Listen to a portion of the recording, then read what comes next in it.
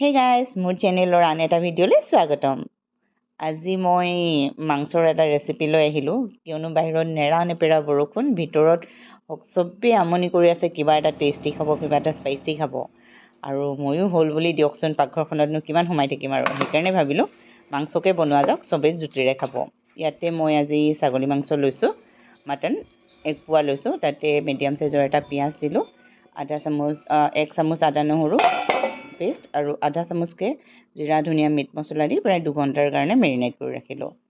এতিয়া তেল গৰম কৰি সেই তেলতে সামান্য চেনি অকণমান দি দিছোঁ। চেনি দিয়াৰ লগে লগে মাংসৰ কালাৰটো সলনি হৈ আহিব। এতিয়া তাতে দি দিলোঁ তেজপাত, এয়া শুকান জলকীয়া আৰু এয়া দি দিছোঁ খুন্দি লোৱা লং আৰু ইলাইচি। এতিয়া মাংসখিনি তাতে দিয়ে দিম। আমি ইয়াত বেলেগকৈ কোনো ধৰণৰ মছলা আৰু ব্যৱহাৰ নকৰোঁ, যিহেতু মেৰিনেট কৰোঁতে 1/2 চাহ চামুচকৈ 1 পোৱা মাংসৰ জোখত আমি আদা জিৰা ধনিয়া আৰু মিট মছলা দিয়ে ৰাখিছোঁ। আদা নহৰু পেষ্টটো 1 চামুচ দিয়ে ৰাখিছোঁ। তো এতিয়া বেলেগ বস্তু আমি একো এড নকৰোঁ, বছ কম জুইত ভালকৈ ভাজি থাকিম। আৰু খুব জুতি লগা মাংসবিধ হ'বৰ কাৰণে আমাক কমেও 40-ৰ পৰা 45 মিনিট সময় লাগিব। 2টা জলকীয়া দিলোঁ, কিয়নো আমি চিলি পাউডাৰটো নাখাওঁ। ঘৰৰে 2টা কেঁচা জলকীয়া দিলোঁ আৰু ডাঙৰ চাইজৰ এটা বিলাহী, কিয়নো ছাগলী মাংস বা যিকোনো তেলজাতীয় মাংসত বিলাহীটো খুব ভালদৰে মিলে। আৰু ছাগলী মাংসত বিলাহী মানে খৰিচাতকৈ বেছি ভালকৈ মিলে। তো এতিয়া বিলাহীখিনি গলি গৈ পানী এৰালিকৈ ভাজি ল'লোঁ। এতিয়া মই এটা ডাঙৰ চাইজৰ আলু টুকুৰা কৰি পেলাই দি দিলোঁ। এইখিনিও কালাৰ সলনি হোৱালৈকে ধুনীয়াকৈ ভাজি থাকিম।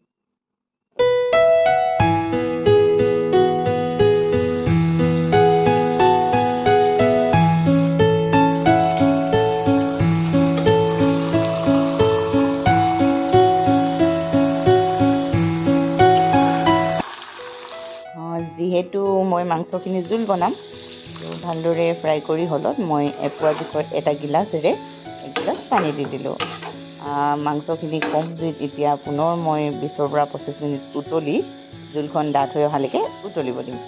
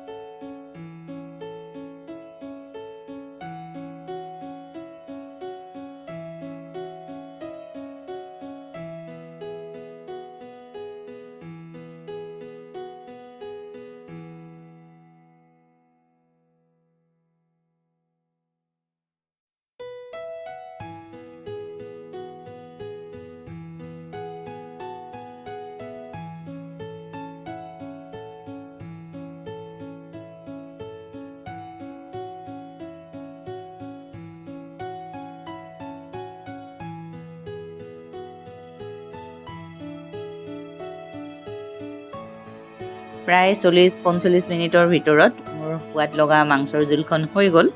এতিয়া দুপৰীয়াৰ ভাতকেইটা বাঢ়ি লওঁ। ভাতত মই বেলেগ একো লোৱা নাই, জহা চাউলৰ ভাত কেইটামান লৈছোঁ। আজি অকল এই মাংস জোলখনৰে সোৱাদ ল'ম বুলি, জুতি ল'ম বুলি বেলেগ একো বনোৱা নাই। বছ গৰম গৰম ভাতকেইটাৰ লগত ঠাণ্ডা, বাহিৰত ঠাণ্ডা বৰষুণৰ বতৰটোত গৰম গৰম জ্বলাকৈ বনোৱা ছাগলী মাংসৰ জোলখনেৰে দুপৰীয়া ভাত সাজৰ অপূৰ্ব সোৱাদ হৈছিল। আৰু এইখিনিতে কৈ থওঁ, আপোনালোক প্ৰত্যেকজন ব্যক্তিক মই আন্তৰিক ধন্যবাদ জনাইছোঁ মোক ইমান মৰম আৰু ছাপোৰ্ট কৰাৰ কাৰণে।